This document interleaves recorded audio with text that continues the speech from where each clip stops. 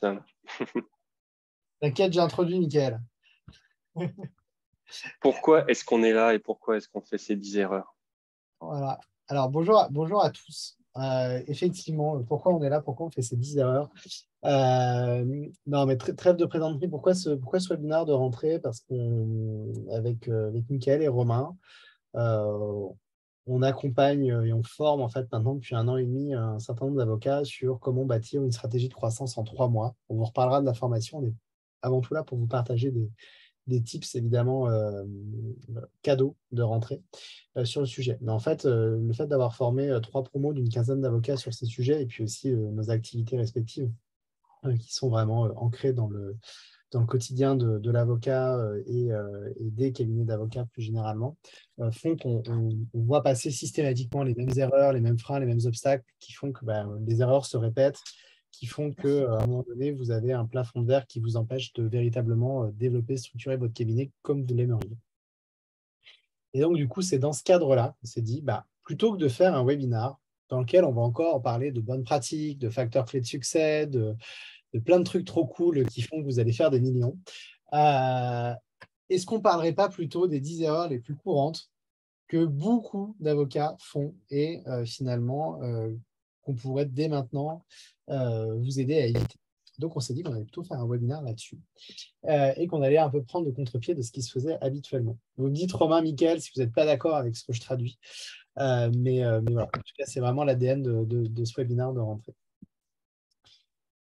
Du coup, Moi, je suis tout à fait d'accord. Et en fait, ce qui s'est passé, c'est que dans le webinaire qu'on fait, il s'est passé un truc cette année, c'est que la dernière promotion qu'on a formée a été hyper active. On a une discussion WhatsApp et on a une promotion qui a été, je pense qu'on a quelques-uns d'eux qui doivent être présents. On a la promotion qui a été hyper active sur la discussion WhatsApp et en fait, ça n'a pas arrêté. Et donc, à cette occasion-là, on a pu nous assister en live au test en direct des conseils qu'on pouvait donner sur les sessions. Et on va être très honnête, au retour des choses qui ont parfaitement marché, des choses qui ont marché, mais pas forcément comme on imaginerait, et des choses qui n'ont pas forcément bien marché. Et donc, en fait, on vient vers vous, on s'est dit, on va faire vraiment un webinar, je veux dire, placé sous le sceau vraiment de l'honnêteté de la franchise, qui est, bon, mais maintenant, concrètement, qu'est-ce qu'on peut, voilà, qu'est-ce qui marche pas. Et du coup, d'où l'idée géniale d'Alexis de dire, mais si on faisait les 10 erreurs, avec ce on avait préparé pour le webinar, mais aussi comment ça a été appliqué et notre recul 1 an après. exactement. Et du coup, bon, l'objectif de. Enfin, pardon, voilà, les objectifs ils sont assez simples, hein. C'est vous parler des erreurs fréquentes qu'on a pu constater, tu l'as très bien résumé à nouveau, Romain, de vous transmettre quelques méthodes simples, ou bribes de méthodes simples, parce qu'évidemment, en 1 heure et demie, on n'aura pas le temps de tout faire. Et surtout, de vous encourager à découvrir SideQuest et nos formations qui vont vous aider à aller beaucoup plus loin pour éviter ces erreurs. Évidemment, pendant toute la conférence, je suis désolé, parce que c'est vrai qu'on est en petit groupe, mais sur des conférences, parfois on a vu plus d'une centaine de personnes. Je pense que le facteur rentrée lundi soir n'aide pas. On n'est pas très très nombreux ce soir, donc c'est vrai qu'on aurait pu la faire en direct live et vous voir. En tout cas, n'hésitez pas à interagir en direct sous la forme de questions-réponses. On prendra le temps d'y répondre en direct et au maximum pour toutes vos questions-réponses. Et du coup, je vous propose de commencer directement. Alors, en fait, il va y avoir 3 grands temps pour vous faire un petit peu le plan. Il y a un premier temps qui touche vraiment à la stratégie et à la gestion et management du cabinet. Et Mickaël va vous partager 3 erreurs fréquentes qu'il a l'habitude de voir en tant que coach certifié aussi sur ces sujets-là. Je prendrai la main ensuite, moi, avec 3 erreurs fréquentes que je vois sur plus la partie prospection, communication, offre de services, vente. Et enfin, Romain terminera avec les erreurs fréquentes qu'il voit en matière de production de livrables juridiques. Et vous allez voir, ça va du devis à évidemment des conclusions, des contrats et ainsi de suite. Sans plus attendre, Mickaël, si tu peux Yes, parler, j'en profite, je sais que tu as une petite je fenêtre. peux. Je peux. Je vous remercie et je vous remercie aussi pour votre indulgence parce que vous l'avez peut-être vu, ceux qui étaient là au tout début, j'ai un nourrisson qui a à peine 7 jours qui est arrivé chez nous. On ne sait pas comment. Non. Mais ce que vous n'avez pas vu, c'est que j'ai aussi une grande qui aura bientôt 4 ans et qui va certainement solliciter son papa d'un moment à l'autre. Et la maman est occupée avec la sage-femme. voilà, je vous plante le décor. Je vais essayer de tenir mes points, mais je ne vous garantis pas que je resterai jusqu'à la fin.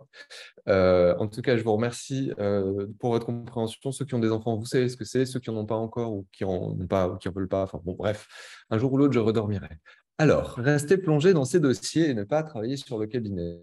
Et c'est une des erreurs les plus fréquentes, en fait, parce que tout simplement, quand vous vous êtes formé à l'école d'avocat pour devenir avocat, vous vous êtes formé à l'exercice du métier d'avocat.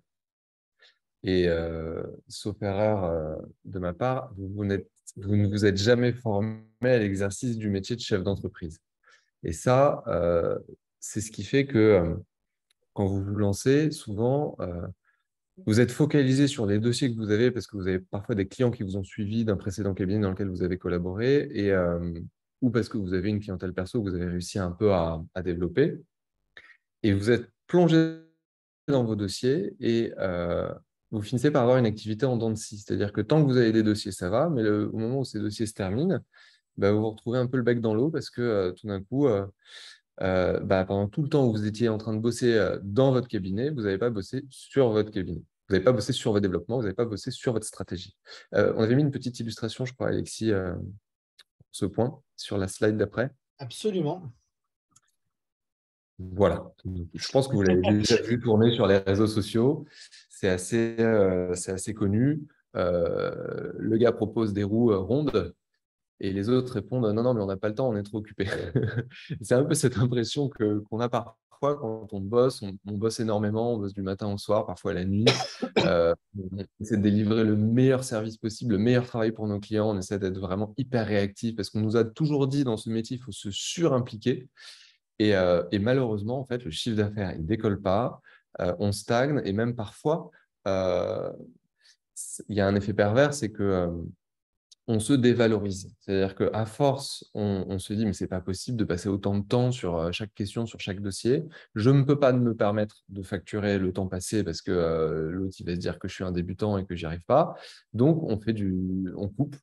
Et on finit par travailler pour des clopinettes alors qu'on y passe énormément de temps. Et donc, c'est vraiment c'est un autre paradigme. Je sais, j'aime pas trop cette expression, tout le monde dit qu'il faut changer de paradigme, mais le jour où vous prenez conscience que le temps que vous allez passer à travailler sur votre stratégie, à travailler sur votre développement, c'est un investissement que vous faites sur le futur. Et c'est un temps que vous allez récupérer au centuple après en termes de chiffre d'affaires. Le jour où vous comprenez ça, vous switchez, vous basculez, vous n'êtes plus simplement avocat, vous devenez chef d'entreprise. Les gars, vous avez quelque chose à rajouter là-dessus? Non, on est complètement d'accord. Et tu es allé un peu plus loin aussi. Tu as cette idée quand même que le fait de travailler sur le cabinet, c'est à un moment donné aussi un moyen de prendre son destin en main et de ne pas laisser la chance décider à sa place. Et tu as une super métaphore là-dessus, Mickaël. Donc, je te laisse aussi faire ce parallèle, mais c'est fondamental en fait. Oui. Vous êtes la tête dans le guidon. Alors, il y a 17 participants, c'est ça, si je ne me trompe Ouais, pas? 14, Il ouais, 17, ouais. y en a peut-être certains que j'ai eu au téléphone ou pas. Vous avez peut-être déjà vu cet exemple. Quand on tire à pile ou face, a priori, on a une chance sur deux de gagner de l'argent.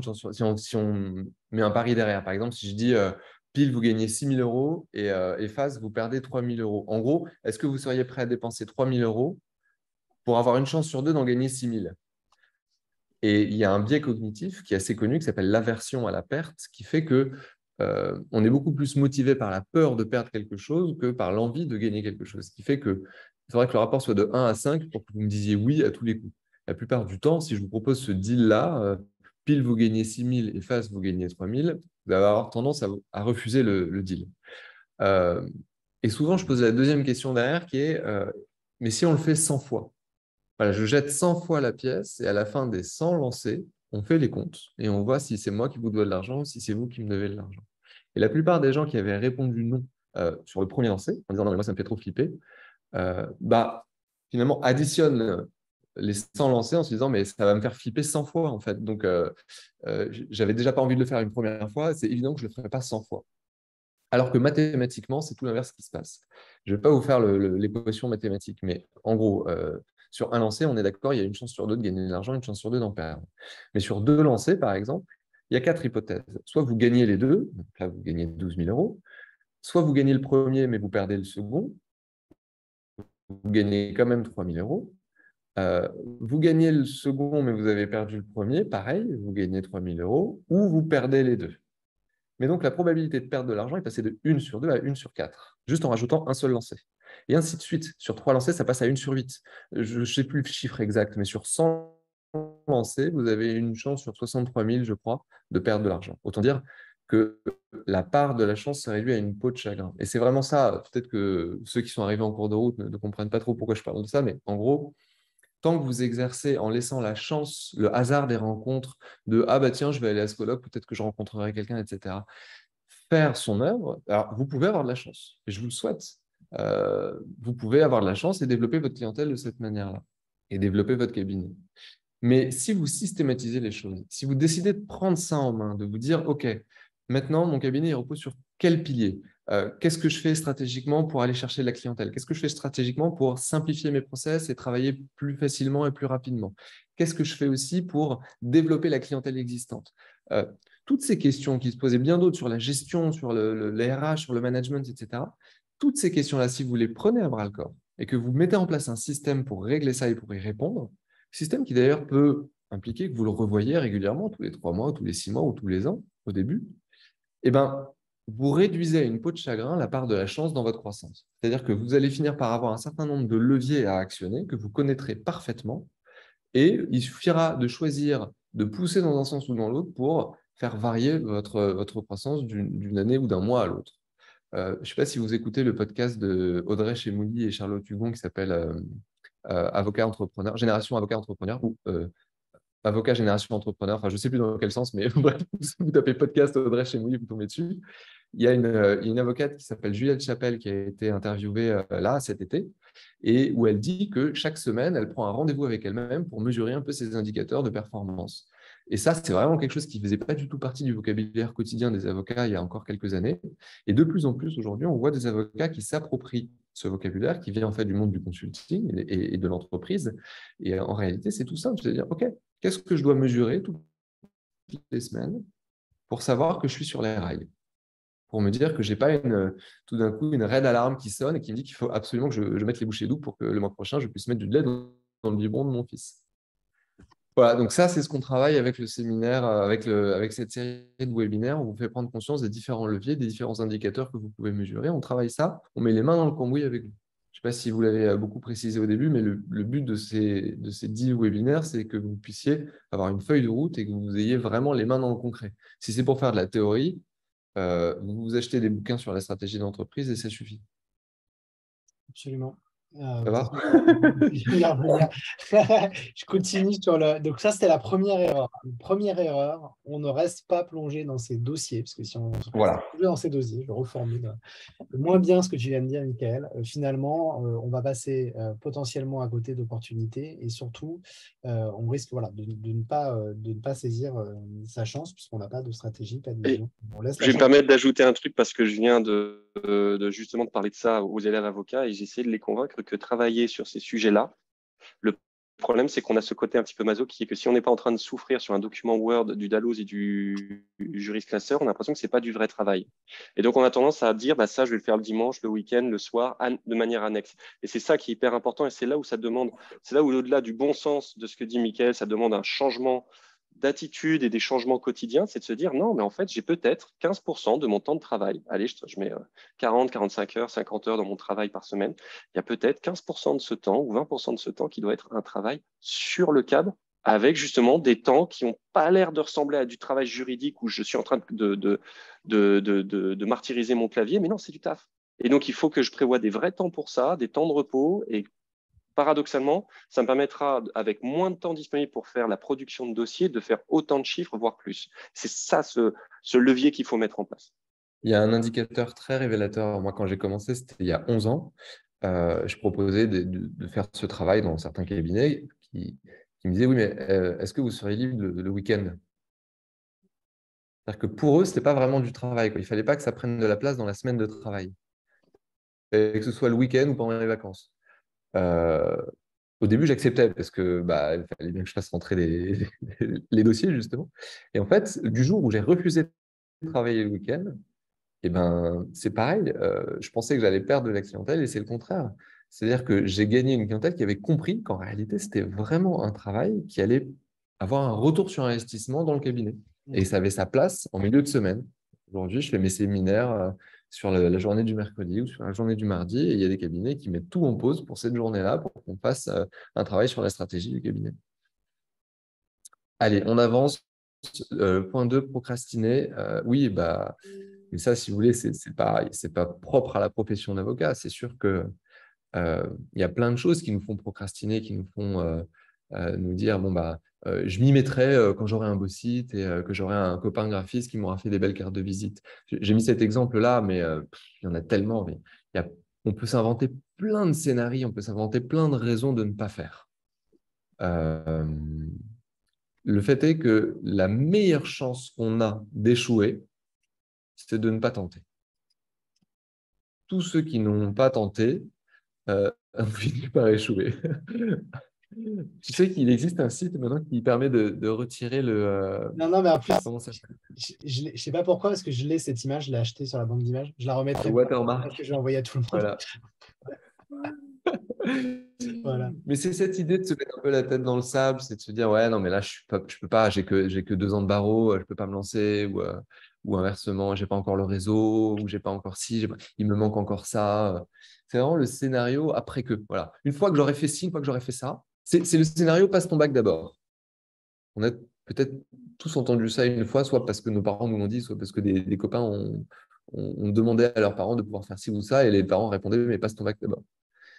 Il faut avoir validé une hypothèse, il faut avoir validé ça pour pouvoir ensuite se lancer. Le problème, c'est que tant que on s'invente une règle invisible comme ça qui dit eh ben, il faut que j'ai un super site pour pouvoir commencer à en parler de mon activité,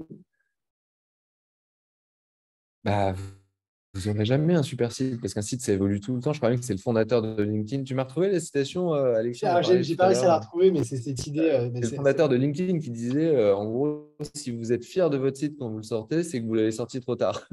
C'est ça. Il faut que ce soit faut en avoir un peu honte, en fait. C'est ça. Il y a toujours des améliorations à faire. Entre toi et Et moi, je en suis tout cas, désolé, ça serait très, très bien. je vais juste fermer la porte pour pas que ça vous gêne trop. Je fais un aller-retour rapide et je coupe le son en attendant. Je suis… Vas-y. Ouais, du coup, Compte sur les amis pour meubler. pour compléter, non, mais pour compléter ce que disait Mickaël, effectivement, en plus, ça se prête très bien à LinkedIn parce que la plateforme a quand même été très, très, très, très nulle pendant des années. Et ça ne l'a pas empêché de prendre le marché mondial sur ces sujets-là sans difficulté. Donc, c'est vrai que voilà, si vous êtes fier de ce que vous sortez, typiquement, vous l'avez sorti trop tard ou c'est que c'est pas bon, quoi. Donc voilà, il ne faut pas avoir peur d'y aller. Il faut arrêter de se trouver des excuses à un moment donné. Il faut foncer. Je vais parler juste concrètement, un exemple, moi, sur la partie legal design, j'ai beaucoup d'avocats qui disent, et je pense qu'il y aura des gens comme Stéphane ou Laura qui pourront donner l'inverse, c'est des avocats qui disent, ah là, mais pour faire du legal design, il faut que je mette en place plein de trucs, je le repousse. En fait, la vérité, c'est que juste tester sur le prochain mail. Voilà, juste tester sur le prochain mail. Et puis sur votre document que vous faites traditionnellement, renversez pas la table, ne révolutionnez pas entièrement parce que vous avez de l'habitude et vous êtes vous êtes sur le vélo, c'est pas le moment de changer la roue. Et juste essayez de prendre une ou deux idées qu'on peut donner dans le legal design. Juste, c'est pas parfait, je vois tous les défauts et maintenant il me sort des yeux, mais il marche, il me ramène des sous, je vais déjà l'améliorer à la marge. Et voilà, il faut vraiment, enfin toujours, vaut mieux fait que parfait. Et moi, c'est très dur quand on est juriste d'accepter ça, mais en fait, ça marche. Et pour revenir sur le webinaire, en fait, la série de webinaires, c'est pareil. Peut-être que certains d'entre vous là, qui nous écoutez, vous vous dites ouais, ça a l'air pas mal, mais je vais attendre la promo 5 ou la promo 6 pour le faire. Alors déjà, rien ne dit qu'on continuera de le faire pendant ad vitam aeternam, mais surtout, je sais, là, c'est la rentrée, vous avez plein de charges à payer, il faut relancer les choses, vous avez peut-être des pistes de choses que vous voulez faire pour exploiter, pour développer votre clientèle. C'est le moment ou jamais là d'aller chercher des pros. Alors, pardon, ça fait peut-être un peu prétentieux de dire ça, mais ça fait des années qu'on travaille là-dessus et qu'on accompagne des avocats sur ce sujet-là. Et on n'en est pas à nos coups d'essai, quoi. Les avocats qu'on a accompagnés, il y en a peut-être certains qui sont là aujourd'hui qui vont témoigner. Euh, euh, en fait, pourquoi je dis ça? Parce que je pense Nickel. qu'on part tous Ça d'une va t'aider. hypothèse qui est fausse. Ouais, mais ça, c'est. Ah, merci Alexis, tu l'as fait. Vous voyez tous ces petits carrés là? Chaque carré représente une semaine. Et sur cet écran, vous avez une vie entière. Voilà. Il y a 52 carrés par colonne et il y a 80 colonnes. Sur une espérance de vie de 80 ans, il y a 52 semaines par an. Vous avez peut-être bouffé ça déjà. Je ne sais pas à quel âge Alors, en vous fait, avez, c'est mais l'idée de se dire qu'il y a, voilà, les 25 premières années, elles sont forcément passées. Les 15 dernières années, vous allez peut-être vouloir les consacrer à autre chose que travailler. Sur donc le qu'est-ce que webinar. vous faites des carrés qui restent là? Chaque semaine qui passe, qu'est-ce que vous en faites? Et l'hypothèse dont je parlais tout à l'heure, qui était une hypothèse fausse, c'est de croire qu'on prend toujours les meilleures décisions pour soi. Je l'ai beaucoup vu quand j'ai accompagné des avocats en bilan de compétences qui voulaient peut-être se reconvertir ou faire autre chose. Ils se disent, mais voilà, les décisions les plus importantes, j'en parlais aussi l'autre jour avec une personne qui envisage de faire un travail aussi sur son cabinet. Les décisions les plus importantes, ce n'est pas les décisions sur lesquelles on a pu s'entraîner avant. Vous avez entendu, il y a mon fils qui pleure. Je ne me suis pas entraîné à faire des enfants et à les élever. C'est un truc, et je prends des décisions pour le calmer, qui ne sont pas forcément les meilleures. Il y a des gens dont c'est le métier de faire ça, des puéricultrices, et ils sont bien meilleurs que nous pour ça, même si c'est nos propres enfants. Un joueur d'échecs, je vais vous donner cet exemple, la première fois quelqu'un qui se met aux échecs, il ne prend pas les meilleures décisions. Il fait des coups, il perd la partie. Il faut qu'il ait quelqu'un qui soit un professionnel, qui ait l'habitude, qui va l'aider à prendre les bonnes décisions, à améliorer sa pratique, à améliorer son jeu. En tant que chef d'entreprise, vous ne prenez pas les meilleures décisions. Vous n'avez jamais appris à être chef d'entreprise. Toutes les décisions que vous prenez, qui sont des décisions stratégiques pour votre cabinet, vous les prenez un petit peu avec la beauté du geste de l'artisan qui devient expert, qui devient chef d'entreprise. Mais rappelez-vous que dans le monde du sport, par exemple, on considère qu'un sportif devient un professionnel le jour où il a un coach. Le jour où vous avez un coach qui vous accompagne dans votre carrière, là, vous êtes un sportif professionnel. Tant que vous faites ça dans un club amateur, vous n'avez pas de coach, vous faites ça en amateur. Bon, bah voilà. Combien de temps vous voulez rester amateur dans ce que vous faites en tant que chef d'entreprise? Nous, ça fait des années qu'on accompagne des avocats et même parfois d'autres professions, parce que je sais que Romain et Alexis ont travaillé aussi comme moi sur d'autres types de professionnels, notamment des chefs d'entreprise, mais aussi d'autres professionnels libéraux. Et on va pouvoir vous aider à, non pas à décider à votre place, parce que c'est toujours vous qui allez avoir à la fin le dernier mot, l'instinct qui va dire « Ok, je fais ci ou je fais ça », mais à vous donner les bonnes grilles d'analyse et les bons points de repère pour pouvoir prendre votre décision. C'est comme le mentor aux échecs qui dit « Attention, si tu bouges ton cavalier à cet endroit-là, regarde ce qui se passe par rapport au fou adverse ou à la dame qui est placée à cet endroit-là. Jette de la lumière là où il y avait de l'obscurité. » Miguel, est-ce qu'on pourrait passer de diapositive parce que je suis en train de Ouais, défiler devant. pardon. Je suis en train de Mais en fait, voir, c'était le point 3. je suis en train de voir ma vie défiler. C'était le point 3. C'était le point 3. Charrue avant les bœufs. Cette idée que on voit toujours, on a toujours une vision pour son cabinet. Je me souviens, moi, quand j'ai monté le mien en 2011, j'en avais parlé avec quelques amis et des gens de ma famille qui étaient avocats et qui me disaient, mais c'est pas possible, jamais un avocat ira dépenser du temps et de l'argent pour travailler avec quelqu'un d'extérieur. Et en fait, oui, c'est bon. Ah, bah tiens, tu veux dire bonjour, toi? Vas-y, regarde, t'as pas de travail. Tu viens de dire bonjour ou pas? Après, on pourra faire des photos rigolotes. Oui, on fera des photos rigolotes, promis. Mais là, il faut que je finisse ma phrase. Avec moi. Bon, bah, tu peux rester là si tu veux. Il y a une petite tête derrière moi qui reste. Hop, je vous présente Héloïse. Bientôt 4 ans. Mais là, elle est déguisée en reine des neiges.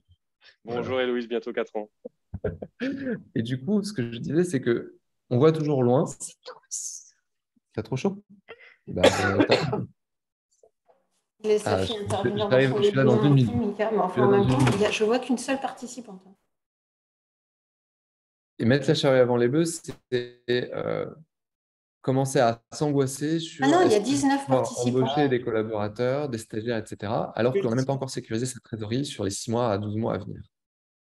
Et l'idée, c'est d'y aller pas à pas, c'est d'y aller progressivement. D'abord. Voilà, moi j'ai fait exactement l'inverse. Je viens d'embaucher un alternance. Voilà. Christelle, j'ai coupé le son de Christelle, ouais. Christelle vit le webinaire à fond. On est convaincu de ça. Mais pourquoi il y a marqué Michael Bernard? J'avais coupé mon son. Romain. Non, tu ne l'as pas coupé là, justement. Vas-y. Voilà. Ah là là, les amateurs. Tu vois, on aurait besoin de conseils d'un pro sur Zoom et les webinaires retransmis en direct. Euh, bon, donc tu peux passer la slide, Alexis? Je crois que j'avais une illustration là-dessus. Alors, Non? non, je ne te l'ai pas mise. Ah, ok, bah, c'est pas grave. Bon, en gros, l'idée, c'est de dire professionnalisons la façon de gérer le cabinet. Essayons de voir quels sont les chantiers sur lesquels il faut absolument travailler maintenant et sur lesquels on va pouvoir créer une projection sur l'avenir avec une série d'hypothèses, une sorte de pyramide d'hypothèses qui vont se vérifier ou pas. Et grâce à ça, on va pouvoir faire un rétro-planning de ce qu'on appelle les jalons ou la feuille de route qui va nous mener à cette vision-là. Mais si on se focalise sur le bout de la montagne, euh, on voit la montagne à franchir et ça paraît insurmontable. L'idée de cette série de webinaires, c'est de vous donner des outils petit à petit. Une fois par semaine, il y a un webinaire qui va vous donner quelques outils pour cheminer vers cet objectif final qui est un cabinet qui génère de la croissance sans que vous ayez énormément d'efforts à faire quotidiennement. Voilà. Et donc, du coup, tu as ça, effectivement, et tu as aussi cette idée, mais tu le décrivais après, en fait, ça se cumule avec le fait de mettre les étapes dans le bon ordre. Et voilà, tu as cette dimension de y aller marche par marche, étape par étape, on est dans une direction. Et dans cette direction-là, l'idée, c'est de ne pas prendre l'escalier à l'envers ou dans le mauvais sens. Donc, il peut y avoir un certain ordre, surtout vrai sur les outils où l'idée, c'est de se dire quels vont être les. Il y a aussi cette idée, en tout cas, moi, j'aime bien le présenter comme ça, de quick win. C'est-à-dire, OK, tu as un gros point de douleur là, eh ben, on va commencer par le résoudre et on va se donner 15 jours pour le résoudre. Tac, une fois qu'il est résolu, on passe au suivant. Par rapport, et il faut cette cohérence avec cet objectif. On peut partir des différents points de douleur, c'est une première stratégie. Une autre, c'est aussi de faire une analogie avec le puzzle. Il y a beaucoup de gens pendant le confinement qui se sont mis à faire des puzzles. Quand vous voulez vous attaquer à un puzzle, vous ne renversez pas tout d'un coup toutes les pièces sur la table et vous prenez la première et vous cherchez celle qui pourrait se coller à celle-là. Vous regardez l'image, vous allez sélectionner, vous allez chercher les bords, vous allez chercher les coins et ensuite, en fonction des couleurs, vous répartissez sur la table et en fonction des motifs, à la fin, vous avez cette stratégie qui vous permet pas à pas de terminer le puzzle. Vouloir se lancer à corps perdu dans le truc sans stratégie, sans avoir vraiment pris conscience des différentes étapes par lesquelles on va devoir passer, c'est exactement la même chose que mettre un puzzle de 1000 pièces sur la table et encore 1000 pièces, je suis sympa, et prendre une pièce au hasard et se dire, bon, ok, quelle autre pièce pourrait aller avec celle-là? Ça va? C'est parlant comme analogie ou pas?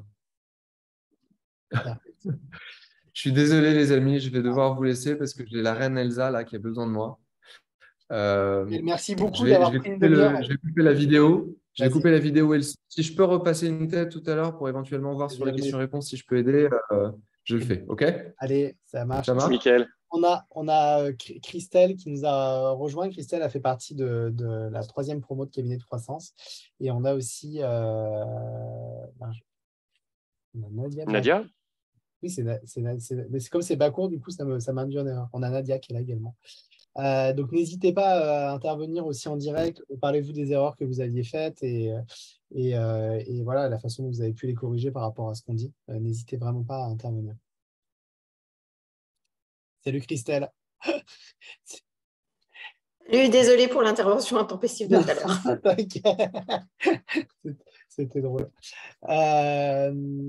Du coup, autre 4e erreur qu'on constate toujours, et Romain, n'hésite pas à me compléter, Christelle aussi, évidemment, en fonction de ton vécu.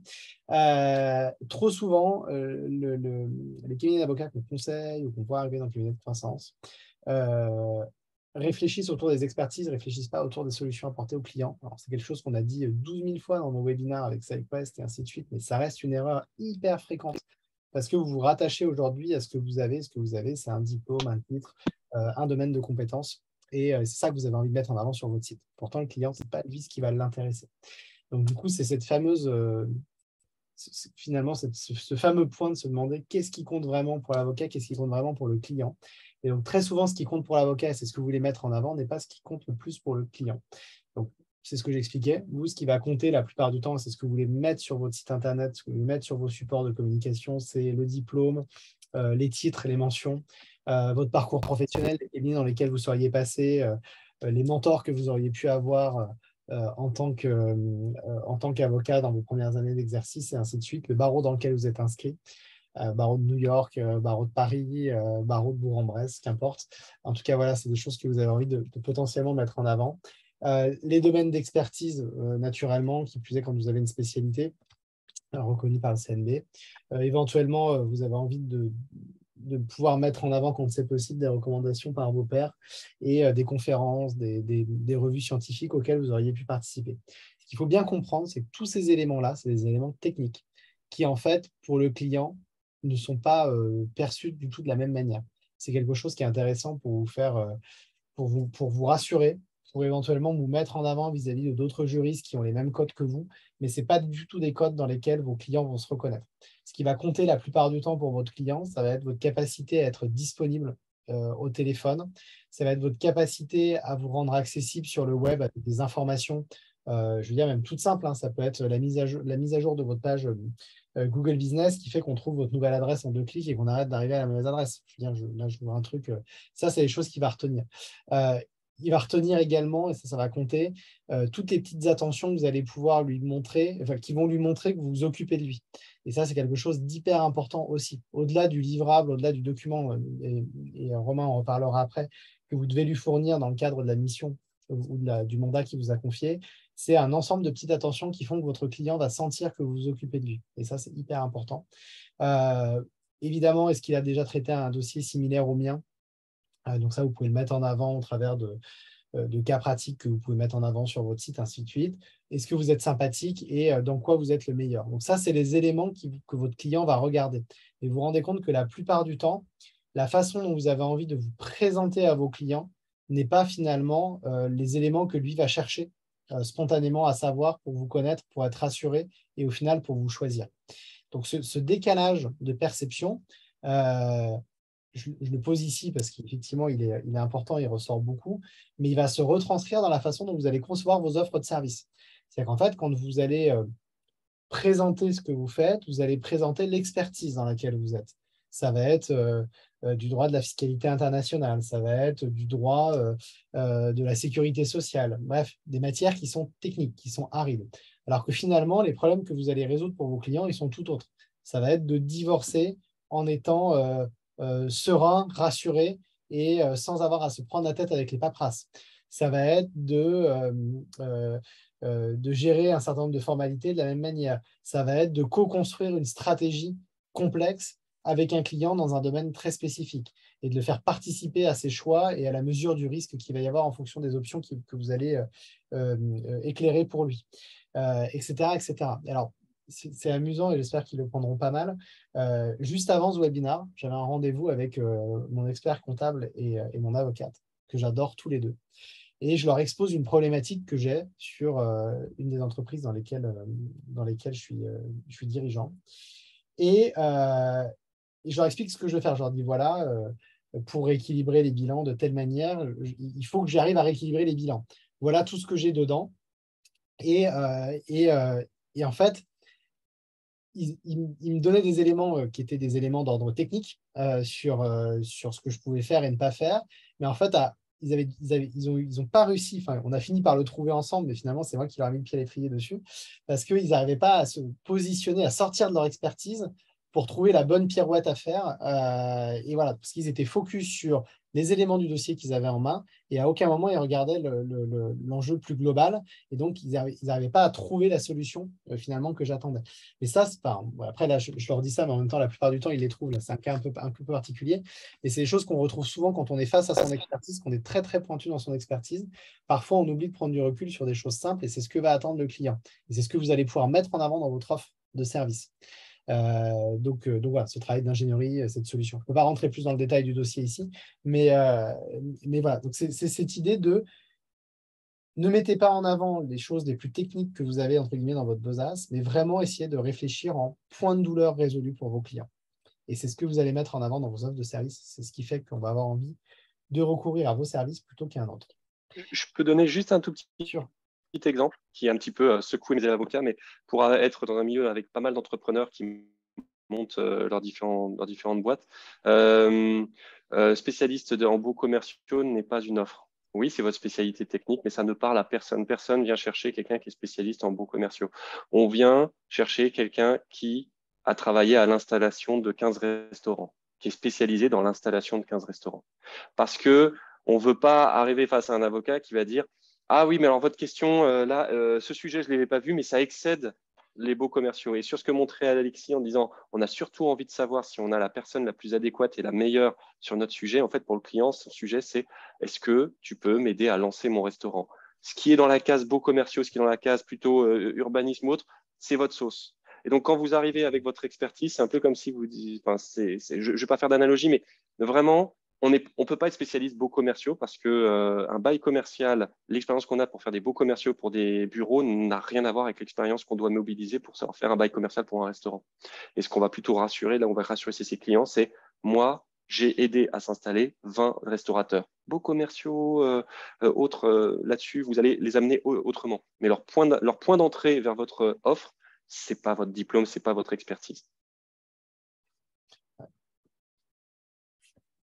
Alors, je reprends la question. Oui, non, ça, c'était pour les replays. Et on en a une autre. OK. Hop là. Oh, bah, zut. Pardon. Tac. Voilà. Ensuite, la deuxième erreur, en tout cas, moi, c'est la cinquième erreur, mais c'est la deuxième que j'explique là. Trop souvent, en tant qu'avocat, vous refusez de travailler votre marque. Vous refusez de vous considérer comme une marque. Et ce qu'il faut comprendre, c'est qu'évidemment, vous êtes un cabinet de 10 collaborateurs, vous allez créer une marque qui va englober vos 10 collaborateurs et vos associés et qui va répondre à un certain nombre de caractéristiques. Mais travailler une marque, c'est aussi travailler une marque personnelle. Et c'est se demander la manière dont vous allez pouvoir exister, vivre à travers, faire vivre la stratégie que vous avez définie pour votre cabinet. Et donc ça, c'est vraiment fondamental. Et trop souvent, l'avocat ou le cabinet d'avocats oublie de se considérer comme une marque et oublie de faire ce travail-là. Sauf qu'aujourd'hui, réfléchir à son positionnement et se positionner comme une marque, que ce soit à titre personnel ou au niveau d'un cabinet, c'est fondamental et c'est ce qui va vous permettre de donner un écho, une caisse de résonance à la stratégie que vous avez bâtie en amont sur les étapes que vous décrivez, Michael, mais aussi qui va vous aider à choisir quelles vont être les offres de services prioritaires que vous décidez de mettre en avant par rapport aux autres. C'est-à-dire que dès lors que vous avez défini une stratégie qui est claire, votre marque, elle va occuper tout l'espace que vous allez dessiner autour de cette stratégie-là et elle va vous aider, tous vos choix vont devenir naturels à faire. De la même manière, travailler une marque, ce n'est pas avoir un logo, ce n'est pas avoir un beau slogan en accroche sur votre LinkedIn. Ça, c'est les conséquences de votre stratégie de marque et c'est des choses qui vont vous permettre de la faire vivre, mais il faut remonter un cran au-dessus. Il va vraiment falloir faire un travail sur votre ADN de positionnement. Cette question du oui, mais pourquoi je peux affirmer que j'ai telle qualité? Pourquoi j'ai envie d'être perçu de telle manière par mes clients? Tout ce travail-là qui va constituer votre ADN, ensuite, tous vos choix vont devenir évidents. La manière dont vous allez prendre la parole sur LinkedIn devient évidente. La manière dont vous allez sourire sur votre photo de LinkedIn va devenir évidente.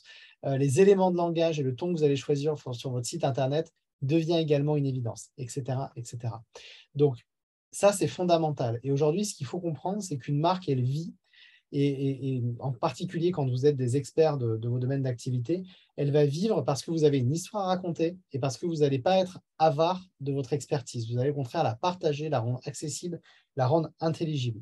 Ce qu'il faut bien comprendre, c'est que plus vous allez partager votre expertise, plus vous allez raconter une histoire autour de votre parcours et de la direction du cabinet et de ce que vous avez envie de faire et de la direction dans laquelle on a envie d'aller. C'est le haut de cette montagne que vous voulez gravir.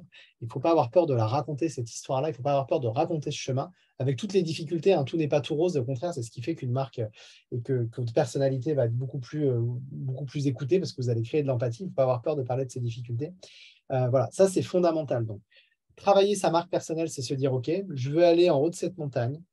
Je sais que le chemin va être compliqué, tortueux et que peut-être que je vais me casser une cheville ou une jambe, mais en tout cas, je ne vais pas me décourager pour autant. Je vais continuer à la gravir et je vais raconter ce parcours-là aux personnes qui sont autour de moi, qui sont des clients, qui sont des prospects.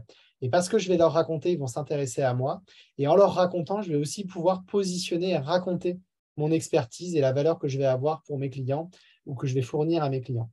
Tout ça va faire que progressivement, ma marque va se structurer et qu'au moment où vous allez arriver en haut de la montagne, vous allez avoir un actif qui peut être une marque personnelle, qui va être un aura, un personal branding que vous allez pouvoir mettre en avant sur vos réseaux, qui fait que les gens vont penser à vous pour vous recommander et ainsi de suite.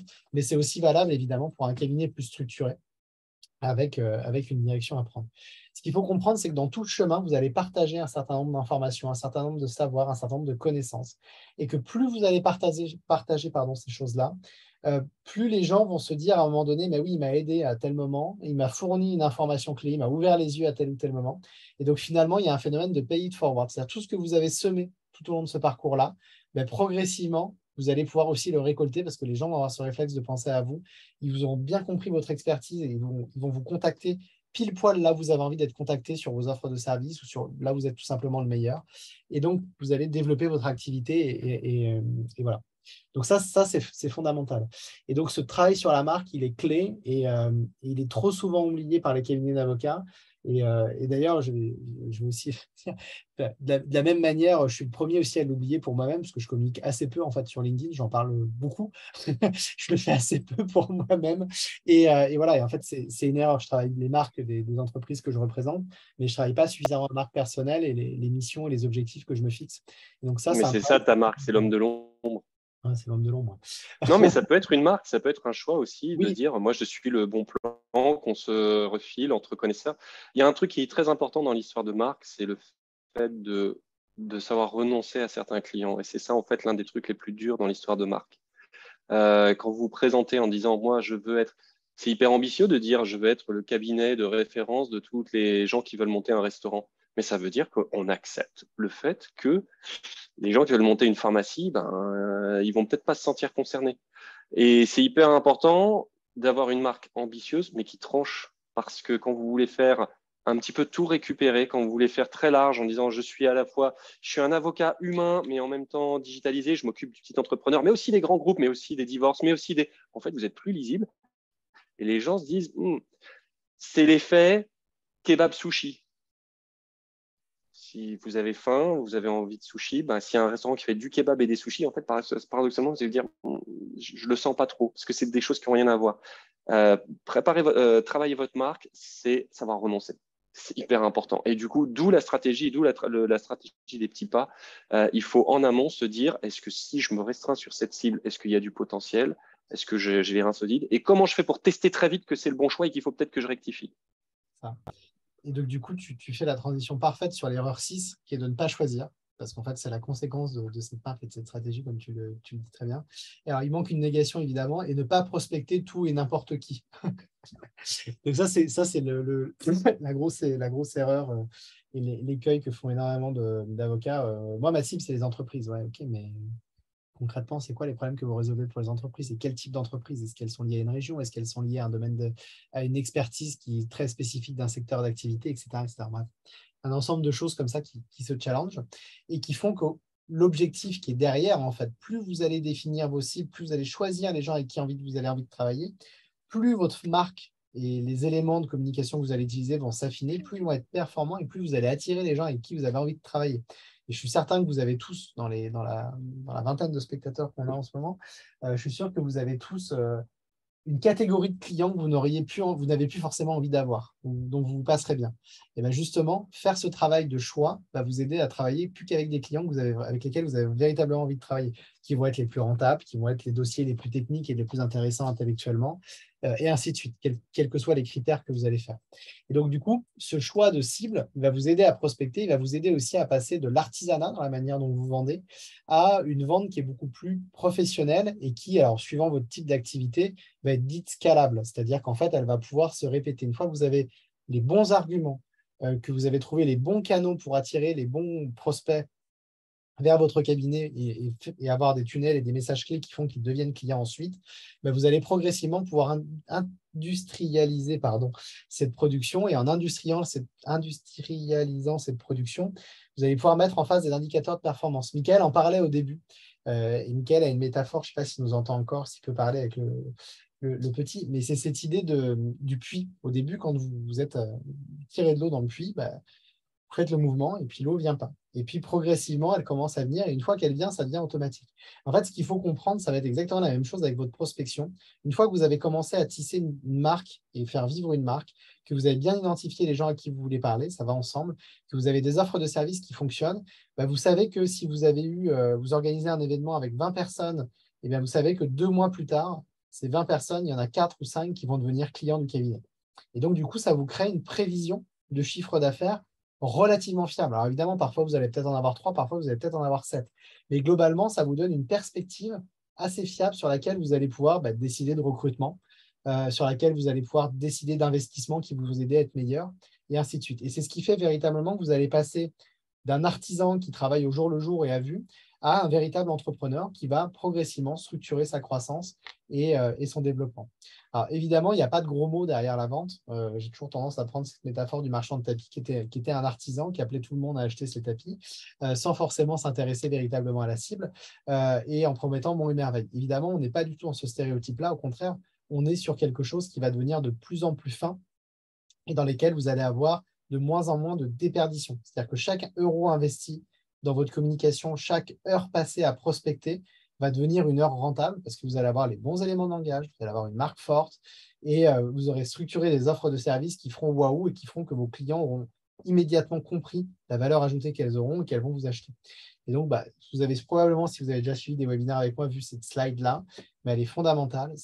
L'objectif, ça va être de définir étape par étape ce qui fait qu'un prospect potentiel va devenir un prospect intéressé à votre service et va devenir un client, puis un client content.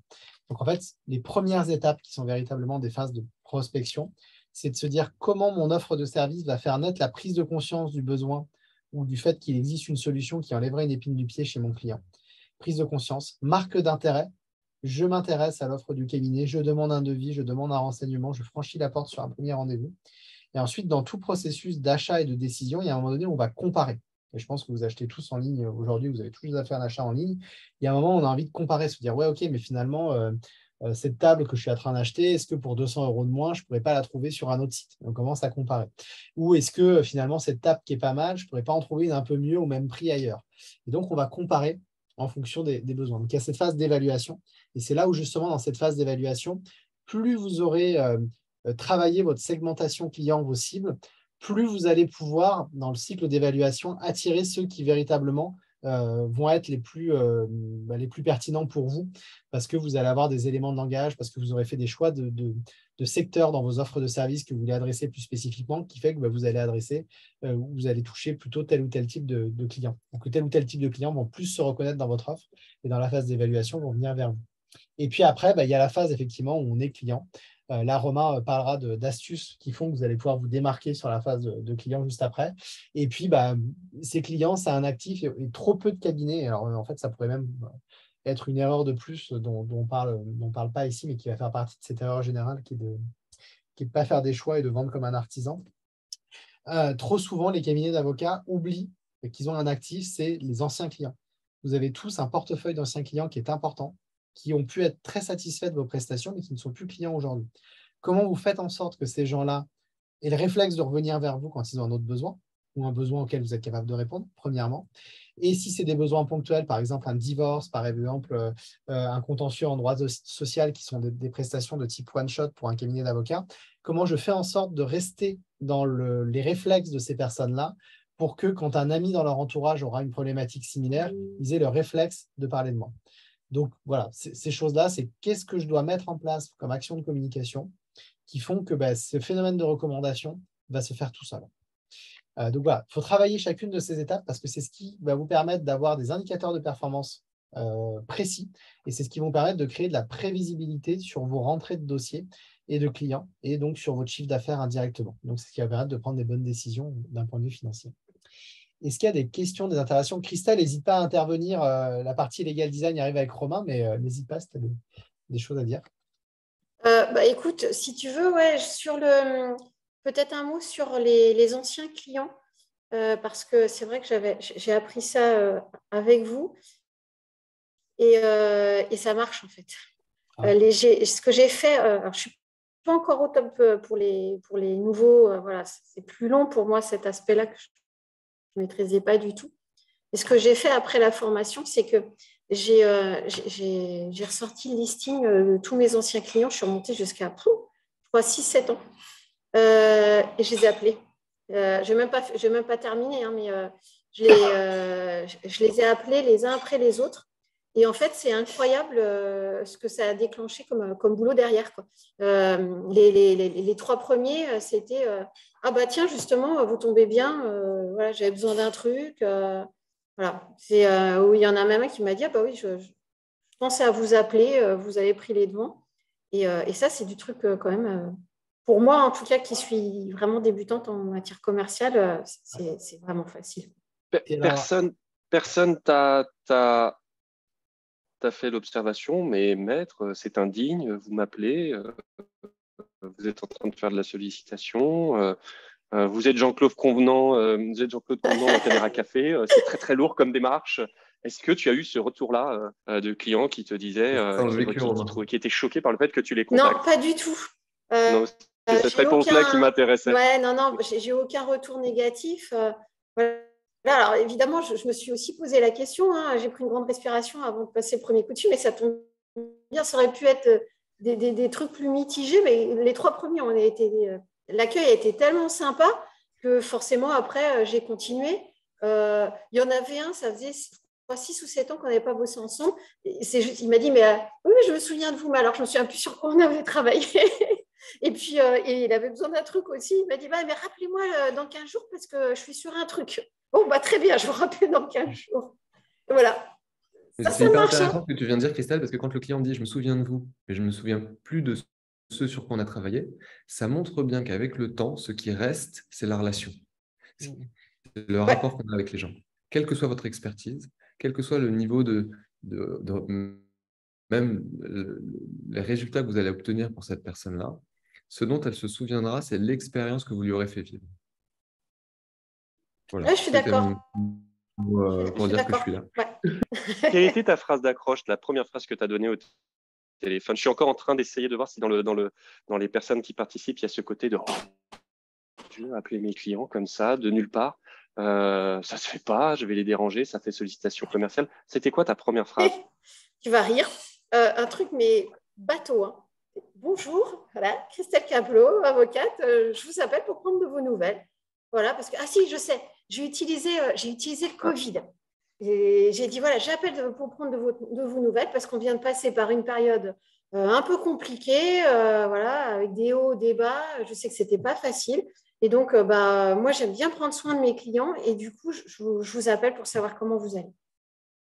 C'est ça que je trouve génial. C'est qu'en fait, et moi, ce que tu découvres là, je suis devenu commerçant, mais vraiment tout petit à petit, avec ce côté noble, hein, du côté commerçant, qui est mon but, c'est pas de vendre des choses à des gens qui en ont pas envie ou pas besoin, mais c'est ce côté où, plutôt que d'aller essayer d'attraper des gens que je connais pas pour leur vendre ce que je peux faire pour eux, mais en fait, les gens que je connais, juste, en fait, c'est une mine d'or, et juste leur montrer que, ça m'intéresse, et il faut, enfin, je veux dire, je suis sûr qu'en plus, c'était sincère de ton côté. On peut pas bien le faire si on le fait en étant complètement faux et en disant, bon, je vous appelle, machin. Au fait, vous êtes au courant de mes derniers services et tout. C'est pas comme ça. Tu l'as fait avec une vraie démarche de comment vous allez. Et en fait, tu as laissé venir à toi le client. C'est le client qui a complété en disant, mais on pourrait rebosser ensemble. Ouais, et c'est ça, je trouve, où le commercial peut devenir un truc qui intellectuellement est fun, un truc avec lequel on peut être aussi à l'aise et où justement derrière, on peut commencer à le faire rentrer dans une stratégie et à le penser comme quelque chose qui n'est pas une sorte de pince-somme qu'on doit faire à côté de son vrai métier qui est de faire des consultations, et mon but sera de vous montrer qu'il faut arrêter d'en faire. Mais en fait, non, le commercial, et moi je l'ai vu avec mon pote quand j'étais 2 ans en start-up, commercial, bien fait et en phase avec soi-même, c'est une belle chose. C'est un truc qui est vraiment, qui peut être un vrai plaisir, et en plus de ça, qui nous permet de vivre correctement, parce que ce que tu as expérimenté, c'est un truc qui a été théorisé. Alors là, si je dis une ânerie, Alexis et Mickaël, vous me tombez dessus, mais en gros, en moyenne, ça coûte 6 fois moins cher de revendre un client qu'on a déjà eu que d'aller attraper un nouveau client. Ça t'a coûté qu'un coup de fil pour avoir peut-être que sur 5 coups de fil, il y en a un qui va t'apporter vraiment un dossier dans le mois. Mais en fait, ça te coûte 6 fois moins cher que si tu avais fait une démarche avec le temps investi pour faire un post, pour faire autre chose. Toute la diapositive qu'avait montré Alexis avec la prise de conscience, où dit je vais faire un post LinkedIn bien orienté pour montrer à des gens qu'ils auraient bien besoin de ce que je fais. En fait, ce temps que tu aurais investi à aller chercher de nouveaux clients, en fait, ça t'en coûtait beaucoup moins. Juste retravailler ton fichier et d'appeler et dire comment vous allez. Oui, tout à fait. Et moi, ça me va parce que je me sens pas capable en fait d'appeler les gens en faisant du démarchage agressif, quoi, entre guillemets. Alors que bah, voilà, tu me connais un peu en plus. C'est vrai quand je dis que j'aime prendre soin des gens. Donc, oui, c'est vrai que j'ai été alignée avec moi-même. Je pense que ça aide à ce que ça soit bien passé. Très bien. Propose d'avancer sur Bah, la du partie. coup, pour rebondir là-dessus, Christelle, quand ton client va venir vers toi, il va dire, écoutez, je veux que vous retravaillez avec moi, tu vas lui vendre un truc. Et je t'interdis de lui vendre une consultation, et ce sera la 7e erreur, ça s'appelle vendre des consultations. C'est fini ça? Alors, c'est fini, c'est terminé, on ne vend plus de consultation. Non, ce que je vais dire là, c'est quelque chose qui va être un peu une nouveauté dans le webinaire qui va venir, c'est une nouvelle façon d'expliquer les conseils que je pouvais donner. Donc, pour toi et Nadia qui venaient, c'est un peu une autre façon de revisiter les conseils qu'on a pu donner en legal design dans les webinaires, mais avec une autre perspective qui véritablement m'est apparue en me dorant la pilule pendant les vacances. Pendant longtemps, pendant toutes les méthodes que je donne en legal design consistent à travailler ces consultations différemment dans le process et aussi dans la forme, de façon à ce que les consultations soient bien reçues par le client, qu'il les lise, que surtout d'ailleurs, il ne fasse pas de coup de fil pour dire maître, je ne comprends pas, expliquez-moi, qu'il les lise et qu'il ait vraiment le sentiment, et c'est dans la phase notamment dans la phase de son expérience client, qui est le sentiment que travailler avec vous, c'est quelque chose de fluide, de simple et qui lui apporte quelque chose. Donc en fait, il y a tout un truc dans le webinaire qu'on fait autour de sa consultation. Ben, mon client, on sait qu'il a que des quarts d'heure successifs pour la lire. Donc, ma consultation, si elle fait 20 pages, de toute façon, il va la lire par bloc de 4-5 pages d'affilée. Donc, le plan grand 1, grand 2, A, B, petit 1, petit 2, petit A, petit B, petit C, il est à proscrire. Parce qu'au bout d'un quart d'heure de lecture, votre client est toujours dérangé tous les quarts d'heure. Donc, au bout d'un quart d'heure de lecture, il va être dérangé. Il va interrompre sa lecture. S'il s'interrompt et qu'après, il reprend sa lecture au milieu du grand 2, grand 2, grand A, petit 1, petit B, petit I, il ne saura plus pourquoi il était là. Et il va perdre 5 minutes sur ces 15 minutes de bloc de lecture avant d'être de nouveau interrompu à essayer de recomprendre pourquoi est-ce qu'il est en train de lire ça. Donc, en gros, c'est quoi le plan qui marche dans une consultation? C'est le plan qui permet de lire, d'avoir des blocs de sens toutes les 4-5 pages, maximum, grand maximum. Et ça, les 15 minutes de disponibilité, c'était avant le téléphone portable. Donc, je pense que maintenant, c'est encore moins. Comment est-ce qu'on les calcule, ces blocs de disponibilité? C'est pas parce qu'on sait qu'un lecteur moyen lit à peu près 200 mots minutes. Donc, quand vous tapez un texte, vous avez le nombre de mots sur Word en bas à gauche qui est systématiquement présent. Vous divisez par 200, vous savez combien ça coûte de temps de lecture à votre client. Donc, en fait, c'est simple, c'est juste pas pour faire court, parce qu'il faut faire court, c'est juste que votre client, tous les quarts d'heure, il est interrompu. Donc, ça, c'est les conseils que je donnais pour structurer sa consultation et dire votre consultation, elle doit faire 70 pages. Parce qu'il y a ça à dire, il y a tout ça à dire. Et attention, votre responsabilité professionnelle, quoique on a tendance à gonfler le problème de la responsabilité professionnelle, mais OK, je dois en dire plein. Bon, bah, votre client, il faut qu'il puisse le lire en quart d'heure successif. Et donc, le plan qui fonctionne, c'est le plan qui est 1, 2, 3, 4, 5, 6, 7 fois 4, 5 pages. Pas plus de 7 pour plein de raisons. On donnait des astuces comme ça. Mais quand Christelle ou les autres participants me disaient oh, d'accord, Romain, donc j'ai compris. Il y avait aussi d'autres conseils qui étaient à l'intérieur. Je fais la matrice N1, N2, N3, le principe d'abord, l'explication ensuite, les exemples après. Je distingue la punchline que je donne au client, l'explication vulgarisée, et puis toute la technique qui est en fait pas pour lui, qui est pour l'ordre. Tous ces conseils-là, je les donnais, mais il y avait un truc qui bloquait, qui était mais c'est quoi le bon plan? Dans tes points 1, 2, 3, 4, 5, 6, 7, dans tes N1, on dit quoi? Et voilà, pour moi, c'était toujours un peu évident. Je disais, bah, on dit en premier ce qui intéresse le client. Et puis voilà, je sortais un ordre qui, venant de mon expérience de juriste d'entreprise, était en gros, bah, moi, ce que je m'attends à voir quand un avocat s'adresse à moi. Et puis en fait, la solution, elle m'est apparue et là, voilà, c'est le point 7. On a un gros problème. Pourquoi est-ce qu'on a du mal à trouver le bon plan? C'est tout simplement parce que ce mot consultation, il est toxique. Alors attention pour les petits malins qui disent oh, moi je ne fais pas des consultations, je fais des mémos, c'est la même chose. Consultation, mémo, c'est toxique. Pourquoi c'est toxique? Parce que ça ne parle pas d'un service qu'on rend à un client, ça parle d'une dissertation améliorée qu'on va, et moi j'essaie avec mes méthodes, que j'essaie de tordre vers quelque chose de plus acceptable par le client. En fait, la solution, elle est simple, c'est d'oublier de se passer du mot consultation.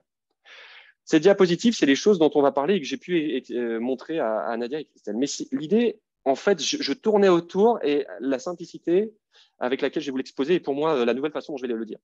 Sur la diapositive que vous avez en haut à gauche, c'est l'idée que je prends un dossier contentieux traditionnel et si je le prends en mode contentieux traditionnel, c'est la partie que vous avez un petit peu grisée tout en haut, ben, le client il vient, je fais un rendez-vous et puis derrière je fais un devis, puis ensuite je fais une consultation et après la consultation, eh ben, on fait des négos et après les négos, je fais des recherches, pardon, je fais ma consultation, puis on fait des négos, puis après je fais une assignation, puis après des conclusions, etc.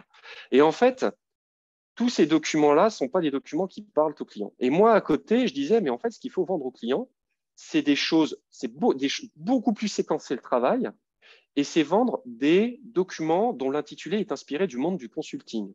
Le client, il vient, si on commence à dire, bah, je fais une réunion, puis ensuite je fais un devis, non seulement la réunion, il s'attend à ce qu'elle soit gratuite, mais en plus le devis, très souvent le devis embarque 4 heures de travail. Et si on se contente de l'appeler devis, bah, en fait, on ne le facture pas.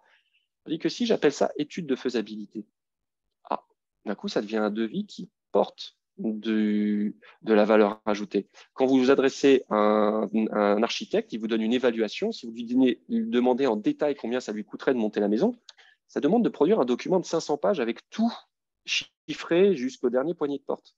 Ça, il vous le facture. Il vous facture le fait qu'il vous fait un devis. Et j'ai combien d'avocats passent 3 heures après le premier rendez-vous non facturé à faire un devis? Mais en fait, ce devis que vous faites, c'est une forme de consultation, mais c'est une consultation qui obéit au code de l'étude de faisabilité. Et ça m'est sauté aux yeux parce qu'un client m'avait fait une grosse consultation fiscale. Il disait, je la trouve lourde. Mais en fait, c'est simple, c'est parce que ce n'est pas une consultation, c'est un devis. Mais c'est un devis qui est sous forme d'étude de faisabilité. C'est un devis très technique que vous devez facturer parce qu'il embarque l'étude des questions juridiques qui se posent et de ce qu'il faudra faire pour les régler et de les chiffrer. Sauf que, comme vous êtes parti avec le terme consultation, vous n'avez pas vu que ce qui devait apparaître comme dans tout devis, c'est à la fin, voilà tout ce que je vais devoir faire pour régler ton problème, voilà tout ce que ça va coûter. Et le truc très évident, dès lors qu'on dit, mais en fait, c'est un devis déguisé en consultation, bah, le truc très évident, c'est voilà ce que ça va te coûter de ne pas passer par moi, voilà ce que ça va te coûter de passer par moi, et voilà ce que tu vas gagner, donc ça vaut le coup. Mais en fait, ça supposait de ne pas appeler ce document consultation, mais de l'appeler devis. Ou étude de devis. C'est un peu dur de dire à un client, je vous facture un devis, donc vous l'appelez étude de faisabilité. Et en tirant cette file-là, je me suis dit, mais en fait, il n'y a jamais aucun client ne veut de consultation. Un client veut un diagnostic d'une situation. Et si vous dites, bah, je vends un diagnostic, bah, comme pour un médecin, vous savez que le premier truc que doit vous dire un médecin, c'est, écoutez, tout va. Vous n'allez pas mourir. Mais cependant, il y a un petit problème, il faut vous changer de régime, etc. OK. Quand vous faites un diagnostic, vous mettez dans la position d'un médecin, vous n'avez pas envie qu'il commence à vous expliquer. Vous savez comment ça fonctionne, le pancréas? C'est quelque chose de magnifique.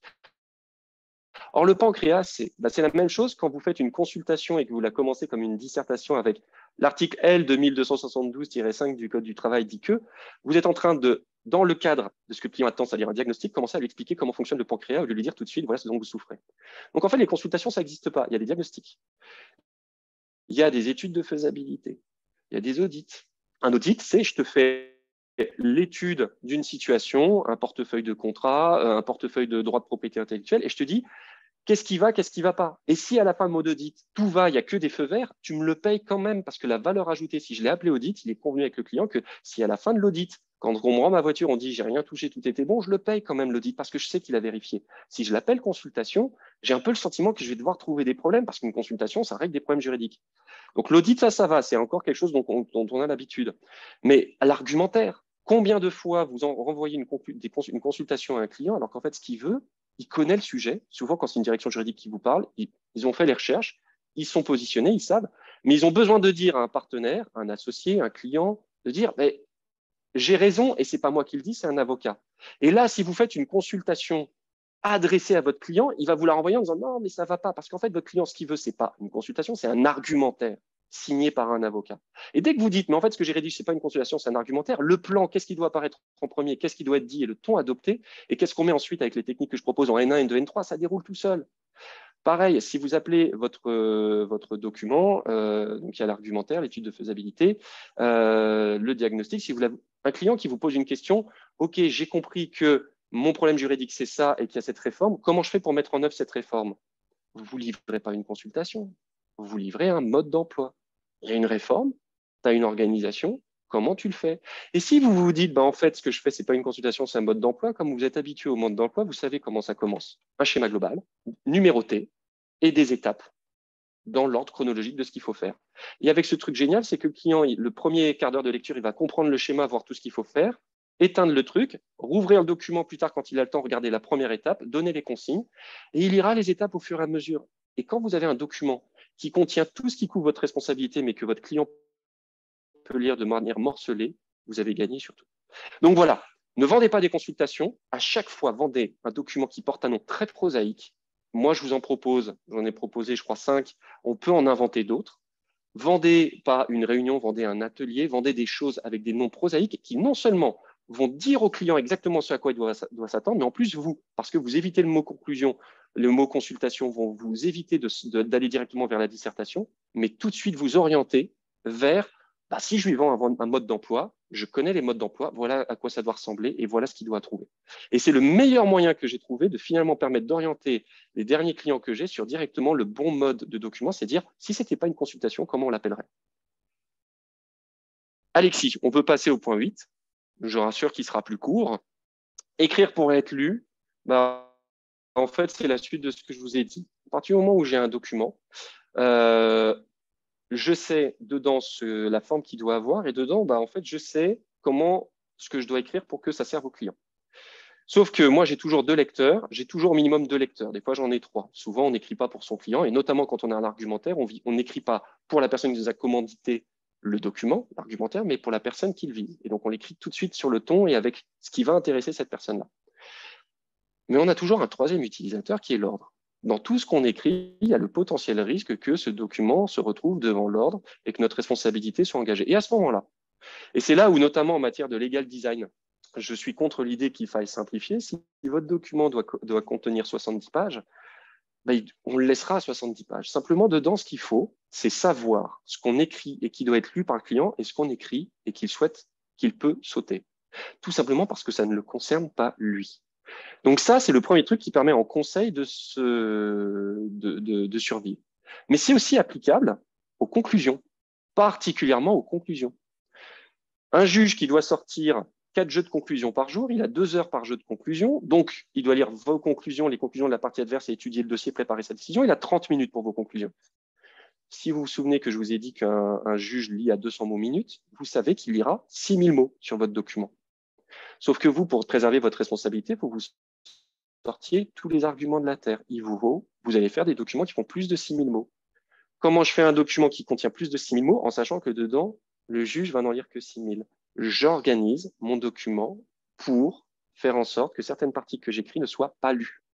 Quand je sors un argument d'irrecevabilité auquel je crois peu, je fais en sorte que la conclusion et ce que j'ai à dire soient en tête, disent tout ce qu'il y a à dire, et que toutes les explications juridiques, les démonstrations et les recherches soient dans une autre police, en dehors du flux de texte, pas parce que c'est moins important, tout simplement parce que si le juge n'est pas embarqué par ma conclusion en tête, il vaut mieux qu'il ne lise surtout pas ces démonstrations, parce que les 6000 mots qu'il a, je veux qu'il les garde pour les super arguments au fond qui va apparaître en page 5 ou 6. Tandis que si je commence tout de suite par mélanger les choses importantes que j'ai à dire avec les recherches dedans, bah, le juge est obligé de passer par tous les mots que j'ai écrits pour arriver à ce que finalement il puisse considérer que l'argument d'irrecevabilité que je sors, il ne va pas y adhérer.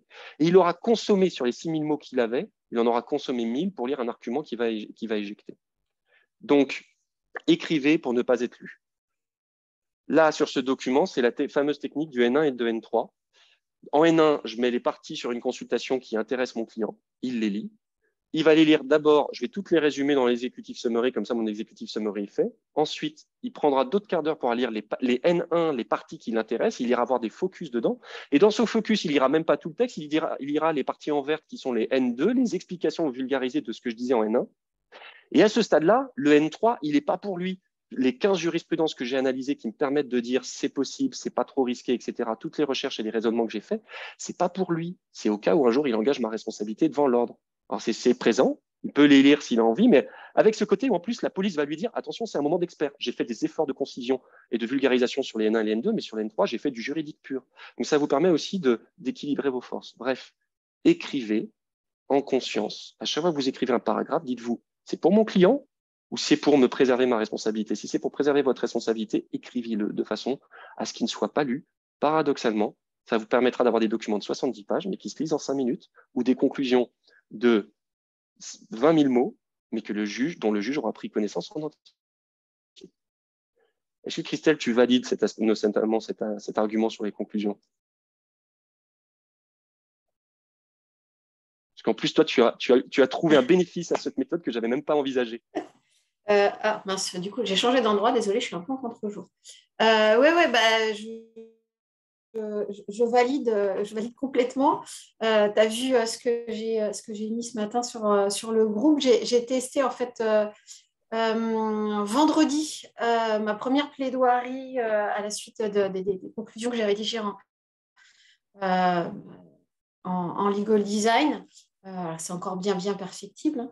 Mais c'était vraiment super parce que je suis arrivée, j'ai sorti ma feuille pour prendre mes petites notes d'audience comme je fais d'habitude pour préparer ma plaidoirie, tout simplement. Et en fait, je suis restée comme une couillonne, plantée avec le stylo en l'air.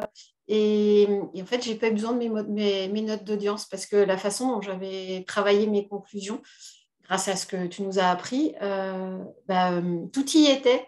La substantifique moelle. Et en plus, comme en effet, j'avais travaillé avec les différents niveaux, je n'avais même pas besoin de mettre mes lunettes, hein. Et donc, tout apparaissait très clairement. Et j'ai tout utilisé ce que j'avais écrit. J'ai vraiment utilisé mes conclusions comme outil de plaidoirie. Et j'ai tout utilisé. J'ai tout lu. Enfin, lu, je ne l'ai pas lu, mais j'ai tout utilisé pour plaider. Et c'était hyper fastoche. J'ai adoré. D'habitude, donc c'était devant le conseil de prud'homme. D'habitude, je ne fais pas partie des avocats qui distribuent un jeu de conclusion par conseiller parce que de toute façon, ils n'ont pas le temps vraiment de les regarder pendant qu'on plaide. Là, je l'ai fait. Je l'ai fait parce que j'avais fait ma chronologie. J'avais une double chronologie. Parce qu'il y avait comme tu nous l'avais montré, en fait, ça tombait bien, ça correspondait avec le premier dossier que j'ai traité. Et donc, il y avait deux histoires en fait, qui se superposaient. J'aurais jamais pu expliquer, j'aurais pu l'expliquer avec des mots, mais si le juge, il aurait fallu que je lui fasse des dessins, quoi. Là, en faisant tout simplement une colonne avec les dates et deux colonnes avec mes deux chronologies, avec mes deux histoires qui jouaient l'une avec l'autre, eh bien, en distribuant à chacun des conseillers un jeu de conclusion. Ils ont suivi, ils ont été hyper studieux, c'était très rigolo, mais je ne les ai pas perdus en route. Et puis après, ils étaient embarqués et pour le reste de mon argumentation, ça m'a semblé en tout cas limpide et voilà, pas de réaction, ils n'ont pas négative, applaudi et sorti les cotillons parce que ça reste des juges, mais ça veut dire que ce qui est génial, c'est que ça veut dire en plaidant sur tes conclusions, et ça, je t'avoue qu'avant que tu me dises ce que tu avais fait, mais je n'avais même pas imaginé que ça serait un des avantages, mais ça veut dire qu'en gros, plutôt que plus tard, ils découvrent tes conclusions, ils rentrent dedans, tu les as déjà fait pré-travailler. Tu les as forcés à déjà travailler tes conclusions. Ça. Et quand ils les rouvriront, ils les ont déjà explorées, donc ils commenceront par ça parce qu'ils ont déjà leur repère. Tu leur as fait je veux dire. Voilà, donc c'est l'idée que, parce que c'était des conclusions qui pouvaient tenir en entier dans une plaidoirie de 10 minutes. Parce que les informations, il y avait une version 10 minutes du même document, on pouvait faire une version 10 minutes ou une version 40 minutes de lecture. Oui, tout à fait. Ouais. Merci génial. Christelle. Je vois le temps qui arrive. Je vais faire le dernier point et laisser ensuite Alexis de faire. Non, je vais faire mon dernier point et permettre à Alexis de faire le dernier point. Celui-là, je vais aller très vite, ça va être de la référence, mais c'est vous dire, à partir du moment où vous voyez ce qu'a fait Christelle, ça veut dire qu'un document comme ça qui permet de gagner plusieurs victoires et de remplir un rôle, eh ben, il ne se rédige pas il se rédige pas de manière littéraire. Ça veut dire il ne faut pas utiliser Word comme un outil d'écrivain. À partir du moment où on fait des documents legal designés, ce n'est pas des documents décorés avec une jolie mise en forme, c'est des documents dans lesquels la mise en forme permet d'avoir des repères qui permettent d'utiliser le document de différentes façons et d'économiser du temps, d'économiser des étapes. Ça suggère d'utiliser des fonctions et d'utiliser Word d'une autre façon que celle dont on a l'habitude. Et c'est un des trucs qu'on voit dans le webinaire où je rentre vraiment dans le concret sur l'utilisation de Word. Premier exemple, Word sert à composer un document, pas le rédigeant. Premier exemple, Alexis, tu peux montrer la première diapositive. Déjà, on utilise, donc le premier exemple, c'est uniquement sur l'utilisation de Word pour écrire. Donc, première diapositive, sur ce document, Word, on ne peut pas faire de mise en page sur Word si on écrit du texte sur la page. Il faut créer des tableaux Word. On écrit dans Word dans des tableaux. C'est une technique qui vient du web design. Dans les premiers sites, tout était dans des tableaux, sauf qu'on fait disparaître les bordures. Et d'un coup, qu'est-ce qui se passe? Votre client, il ne voit pas que c'est écrit dans un tableau, mais il voit une mise en page. Le document que vous voyez là, tous les craies gris, le client ne le voit pas. Donc lui, qu'est-ce qu'il voit? Il voit un document avec des zones grises, avec des nuages de mots. Et en fait, vous, derrière, qu'est-ce qu'il y a? Il y a ce travail, vous avez utilisé Word comme un outil de composition en mettant des tableaux cachés. Donc ça, c'est un des trucs que je montre. Deuxième diapositive, comment on utilise Word pour composer un document? On utilise les styles.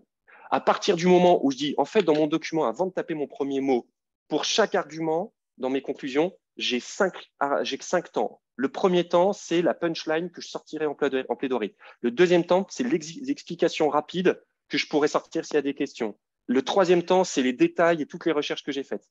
Le premier et le deuxième temps, je dois pouvoir les sortir en plaidoirie. Donc, le premier doit être très, très gros pour que je puisse le lire, pour pas le voir et qu'il se sorte de tête. Et que surtout, quand le juge va lire mon document, mes conclusions, il va passer de ces paragraphes qui sont mis en exergue parce qu'ils sont gros, en noir, beaucoup plus gros que les autres. Et ben, il va parcourir tout mon document et le feuilleter uniquement de paragraphe en paragraphe. Et à la fin, il a toute l'histoire.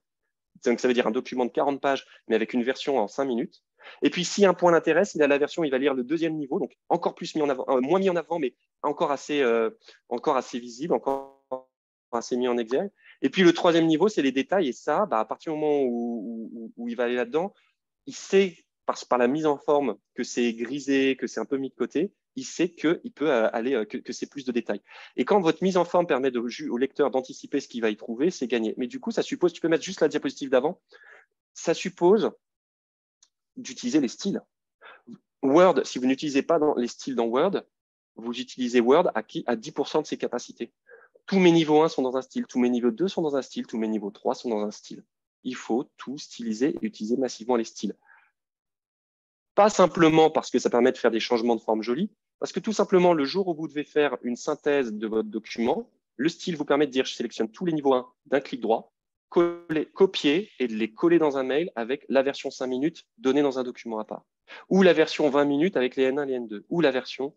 Donc, en fait, les styles vous permettent, pareil, pour faire un bordereau de pièces, toutes vos pièces sont dans un style particulier, vous les utilisez parce que derrière, comme vous avez composé le document comme ça, vous faites clic droit, ramène-moi tout ce que j'ai mis qui était dans le style pièce dans mon document, bam, vous le collez dans un document, votre bordereau est fait. Donc, Word est un outil de composition, pas un outil de rédaction. Il faut utiliser les tableaux et les styles. Et dernière chose, Word, le dernier état de Word, Alexis, tu peux mettre la dernière diapositive. Pour utiliser à fond encore Word comme un outil de composition, on peut aller jusqu'à se dire mon document, en fait, je le rédige dans un Excel, dans un tableau Excel. Quand notamment on a un gros document complexe sur lequel on doit être plusieurs à travailler, je le rédige dans un tableau Excel bien pensé qu'on appelle une matrice. Et là, on peut aller chercher dans Word des outils qui sont notamment le publipostage. On va faire une jolie mise en page avec les tableaux cachés, avec les styles déjà préfaits. On le fait pour une occurrence, on le teste, puis ensuite on appuie sur un bouton et 100% de ce qu'on a écrit dans le tableau Excel se transforme en document Word finalisé à 80%. Donc on a un matériau qui est construit dans un tableau Excel, où on utilise à fond les méthodes de Legal Design. On utilise un canevas où on dit maintenant tout ce qui est dans la colonne A, ce sera en rouge, en vert, à gauche, à droite, à gauche et en haut. Tout ce qui est dans la colonne B, c'est moins important, c'est en grisé et puis un petit peu sur le côté. On fait une jolie mise en page, mais un seul coup. OK, c'est bon, ça me convient. On appuie sur un bouton et tout le tableau se déverse dans cette matrice avec les styles que vous avez donnés pour chacune des colonnes. Donc, encore une fois, Word a ces outils-là et c'est comme ça qu'il faut utiliser Word pour faire de la production juridique moins artisanale, plus industrielle, mais qui vous permet d'être plus compétitif et de donner plus vite, sans perdre de temps, d'aller très vite pour donner un document qui, en plus, vous démarque des concurrents. Et voilà pour mes points à moi. Du coup, merci beaucoup, Romain. Il y a eu une question, 3 styles maximum? Alors là, c'est là où on rentrera dans le détail.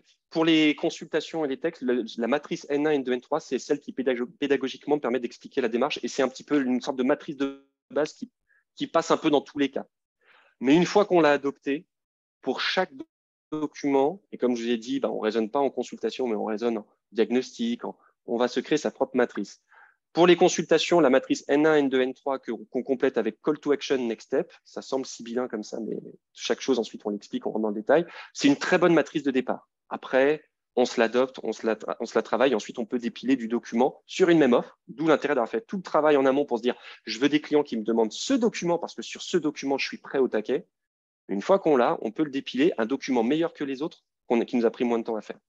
Sur les contrats, on va utiliser une autre matrice. Et moi, les contrats, je préconise une matrice IDPES. Là, après, Et sur les conclusions, je préconise encore une autre matrice. Et ce sont des matrices de base. Et en fait, la plupart de mes clients les prennent, les regardent, et ensuite, après, ils rajoutent ou ils retirent des catégories.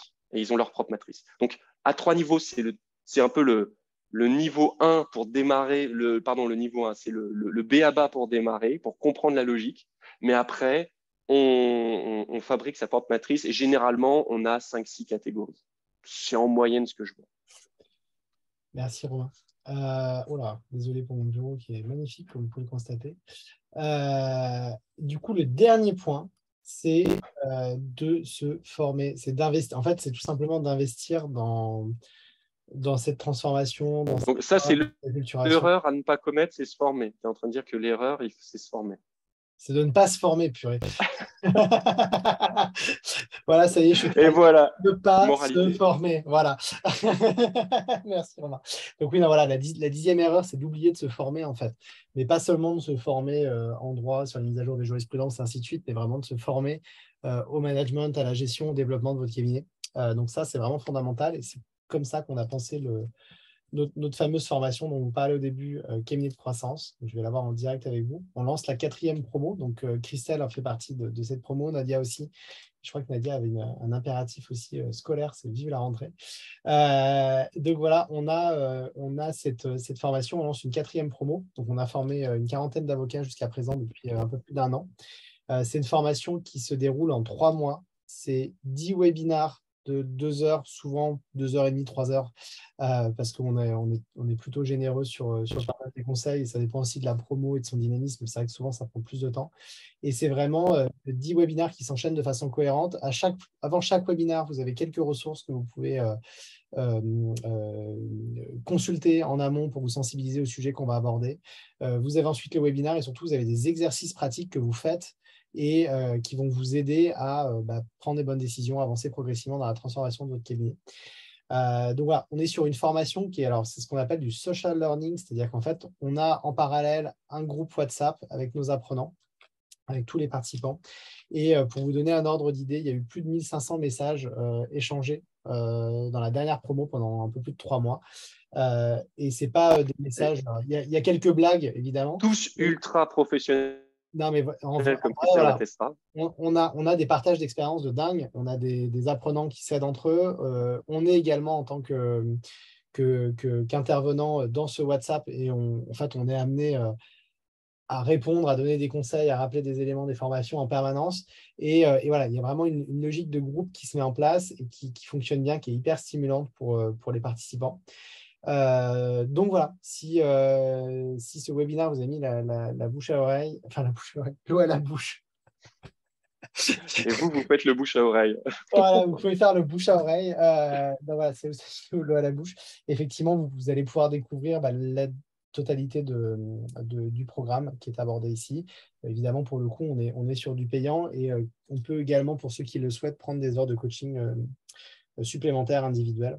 Donc voilà, on a Christelle, si tu veux dire un mot, partager ton retour d'expérience. Et là, Christelle dit c'est nul, n'y allez pas. C'est ça. Non, j'ai l'impression que son image est figée en fait. Ouais, Christelle est figée. Voilà, ça fait pchit. Non. Mais bon, voilà, en tout cas, c'est vraiment une occasion. Et rappelez-vous ces petits carrés-là, ces semaines de vie qui vous restent. Alors, ce n'est pas pour vous coller l'angoisse, hein, mais c'est plus pour vous dire qu'à un moment donné, il ne faut pas forcément procrastiner, il faut passer en action. Et c'est vraiment partie des formations qui sont là pour. On a des retours qui sont super.